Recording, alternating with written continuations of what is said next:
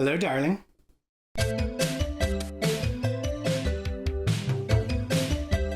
So we went to CreepIE in Ontario, California. One of the guests was Cassandra Peterson, aka Elvira, Mistress of the Dark. I have been an Elvira fan since I was old enough to say Elvira. I've met her multiple times. I had her sign this vinyl. It was to promote an episode of her movie Macabre show that she did in 3D. Set your body down, put your glasses on, watch us coming through your television too.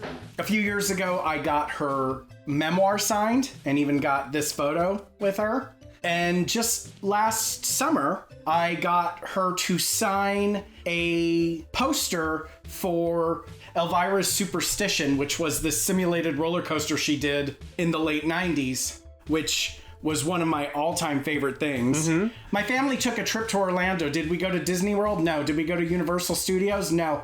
But I did ride Elvira's Superstition over 20 times. I'm not making that up. And this poster used to belong to her. So that makes it extra special. And when I told her where I got it, she goes, "This was mine, damn you." Jokingly. So I had no plan to meet her this time. Then this money pit over here said... Don't you want to ask her about Allan Quatermain? Allan Quatermain and the Lost City of Gold is a 1986 adventure comedy film. Very obviously inspired by the Indiana Jones zeitgeist that was going on at the time. Basically, the plot is Allan Quatermain and his fiancée, played by Sharon Stone, go on a quest throughout Africa to find a lost city where Allan Quatermain's brother might be at. Spoiler, they do find the city, and one of the villains of this city is this evil princess, played by Cassandra Peterson. She has no lines. Barely any scenes. But when she has a standoff at the end with Sharon Stone, she says, "I've got a score to settle with you." So I knew there had to be more to this story. Yeah, like what was the score? They hadn't even interacted once. So we went to CreepIE. I was thinking the whole time, oh, she better give me some tea because this was not the most fun I've ever had, for a lack of a better phrase. Yeah. I've been hearing through the grapevine that some people had a lot worse time than I did, but apparently it was much more crowded than anyone had anticipated. The convention was not prepared. It took us over an hour to get in. Mm-hmm. We did make it in, and we did make it worth our while, not just because of Elvira. There were other people. So I met Diamond Phillips. He was in a short-lived TV series called Wolf Lake. It's Twin Peaks, but with werewolves. And Diamond Phillips plays the Kyle MacLachlan. Why do you love Wolf Lake, babe? Is it because of werewolves? No, I'm not a huge werewolf fan. Why did you tune in for a show if you're not a werewolf fan? One of the wolves in Wolf Lake is played by Mia Kirshner. She is my diva. You could say she is the supreme of my coven. Mia Kirshner is best known for Not Another Teen Movie, The L Word, 24, and if you're a film buff, Exotica. Whenever there's someone at a convention that has worked with Mia Kirshner, he has to meet them just to talk about her. He does it very slyly though. Like they don't ever get it. But I'm there to get one step closer to Mia Kirshner. Yeah. A year ago, I also met Sharon Lawrence, and according to her, the cast was really, grew really close. Like they all bonded, and they really wanted the show to continue. However, how long did the show last? 9 episodes. Oh, yeah. He did not have any Wolf Lake merch on his table, and seeing this really gave him pause. Yeah. And just like Sharon Lawrence, he said the same thing. It was we all wanted this show to continue. Yeah, we all bonded. We were so close. We really loved the show. We really wanted it to continue. So he signed it in silver, and you said because silver because it's werewolf, and he goes, I didn't even think about that. After signing, I also said I really want to show you appreciation because any person of Filipino descent reaching the caliber of success that you have, I have to hand it to you. Congratulations, kabayan. He spoke in Tagalog for a minute. Yeah, for like a... Another guest, Dermot Mulroney, my best friend's wedding. The wedding date? He was also the dad in Angels in the Outfield. Oh, yeah. But my favorite thing he's done is a movie called Where the Day Takes You. If you've never heard of this film, it's very obvious by the stacked cast that this was supposed to be Oscar. It has Sean Astin, Laura Flynn Boyle, Balthazar Getty, Ricky Lake, Will Smith, Nancy McKeon, Alyssa Milano, David Arquette, and Christian Slater. And I know I'm forgetting a few. Kyle MacLachlan. Kyle MacLachlan. We just mentioned him. This movie is basically just a story about a group of young runaways who live under a freeway overpass in LA, and Dermot kind of is like the father figure of the group. I don't know why it didn't get the love it deserves. It does have cracks, you know, but like little things like for being homeless, everyone's just a little too groomed. The girls are all wearing makeup. I think like at least nowadays having a Getty play a homeless person probably wouldn't fly. No. But the storyline, it's genuinely a good story. Underrated. Underrated. When I brought this laser disc to him, the first thing he goes is, "Oh my God, how do you know this movie?" Can you guess why I know this movie? Because of Sean Astin, who is Patty Duke's son. Wrong. Ricky Lake. It's Ricky Lake. Like most millennials in the late 90s, I was really into Ricky Lake, but I took it a step further than just watching her talk show every day and had to watch every movie she ever made. I don't know if I've ever shown you this, actually. In my room, I had two framed photos of Ricky Lake on my wall as a kid. Oh my God. I was such a weird kid. Obviously, I did not mention this part to Dermot, but he actually thanked me for bringing this film because he said he was so proud of it. And again, I can't stress this enough. It's a really good movie. Oh, he also said Sean Astin, Patty Duke's son, who you know, I think most people would either know him as Rudy or Sam from the Lord of the Rings movies. But he was saying that Sean Astin was like the most straight-laced kid, like didn't smoke, didn't drink, didn't do any of that stuff.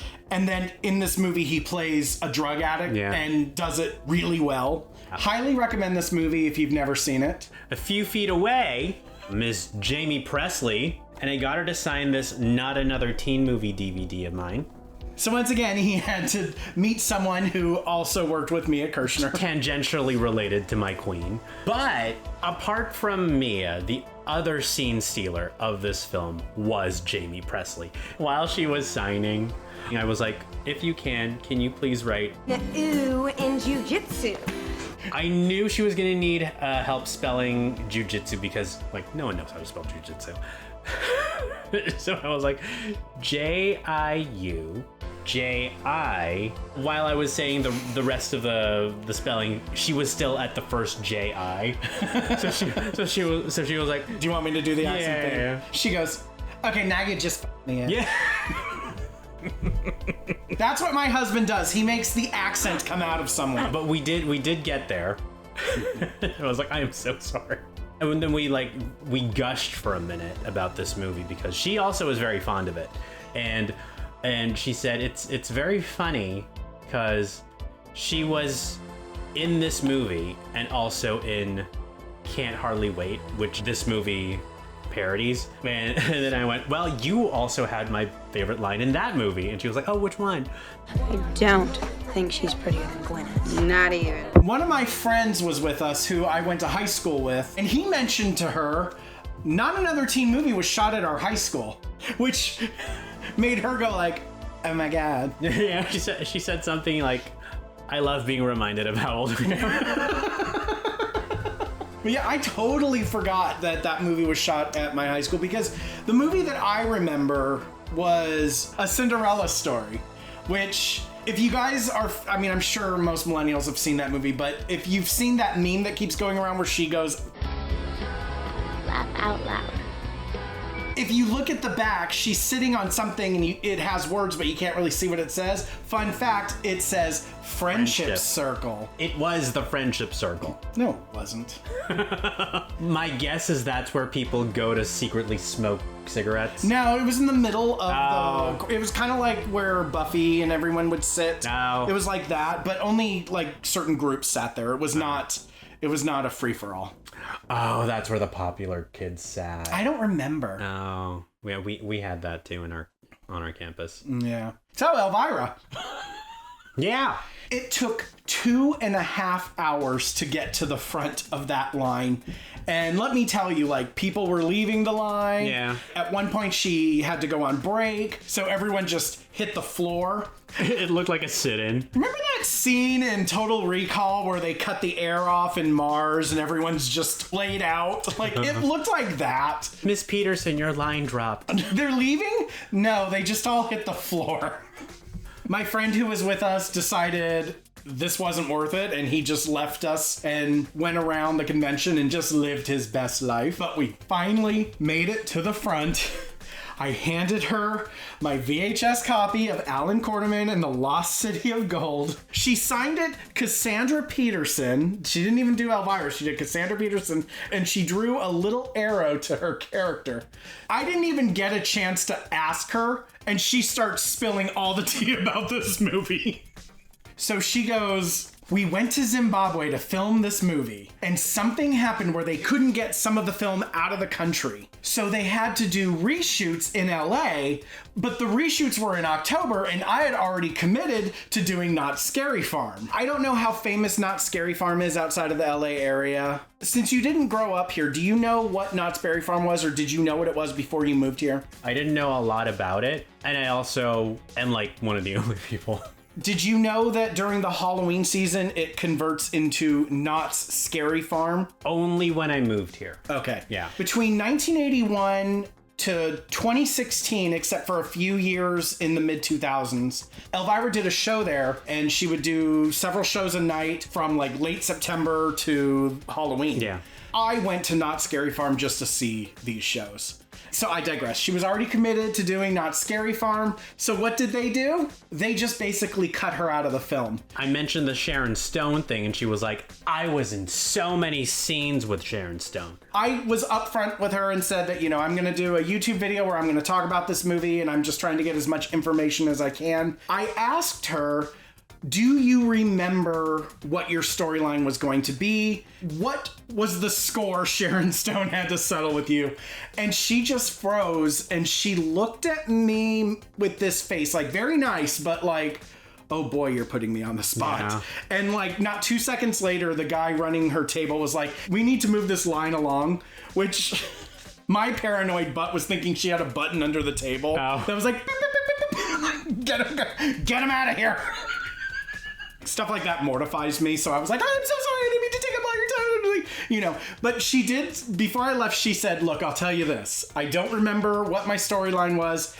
I just remember one line that I had. And then she went and said it, but it wasn't in English. I'm not sure what dialect it was, but she was like, yeah, I had to learn another language, and it got cut from the film. It's just so cool to know that, like, she actually went to Africa to film this movie, and I had heard over the years that, like, something happened and there was more to it, but I didn't know all the nitty-gritty details. So it was definitely worth it in the end. Mm-hmm. But let me ask you, who has seen this movie, is watching this movie worth it? Like, it's not a terrible movie. I'm definitely someone that appreciates underrated films, obviously. I don't know if I can fully recommend this movie. It's got a lot of problems. Let's mention some of the obvious problems. This is an American adventure film that takes place in Africa, made in the 80s. Think Indiana Jones and the Temple of Doom. There are parts of this that aged like milk. Yeah. I mean, for God's sakes, the way they describe the Lost City is it's a lost race of white people hidden in Africa. White race does exist. Which doesn't even turn out to be true. It's a diverse city. Yeah. Sharon Stone, although smart in the film, Her job in the film, aside from that sword fight with Cassandra Peterson, was to fall in holes. According to the internet, this film is supposed to be satire. I don't know. Maybe. Didn't feel it. I didn't feel it. There's just a lot of weird stuff in the movie. Like, there's literally scenes where people die and Allan Quatermain doesn't even react. Yeah. I think we're starting to piss off somebody's god. There's people that are dying. But there are elements that are really enjoyable. I definitely like the obstacles they have to get through to get to this lost city. There's like this death trap they have to get through. They get stuck in a whirlpool that takes them in a cave where there's weird creatures, and through all that they find the lost city, which makes it kind of cool. Also, you got Cassandra Peterson not doing Elvira. With her look in this is fabulous. Yeah. The fact that she had a showdown with Sharon Stone, like, how is that not a meme? I've got a score to settle with you. People meme that. And the thing I find most fascinating about this movie, and what makes this movie worth viewing at least once in my book, is the actor playing Allan Quatermain in this movie is Richard Chamberlain, who passed away a couple of years ago, was a gay man, and the actor playing his brother was his longtime boyfriend. Hashtag boyfriend twins. I think they were together for like 30 years or something like that. Yeah. Yeah. The reason why I find that really interesting is if you read between the lines and kind of view it as code, it's an adventure film where a guy goes to rescue his boyfriend. With his hag in tow. You know, I gotta say, in the year of our Lord 2026, an adventure film like that has yet to be made. Yeah. So, you know, I wish it were better though. Before we left, she did tell me that this film was worth it for her though, because she had a lifelong friendship with Richard Chamberlain, who she met on the set of this film. And if you read her autobiography, she mentions that when she was making her film Elvira's Haunted Hills, Richard Chamberlain was originally cast as the Peter O'Toole character, but he had to drop out of the film. So yeah, a lifelong friendship was formed because of this movie. Aww. That's our recap of CreepIE. And as I like to say, until next time, or as we say on our podcast, paalam po.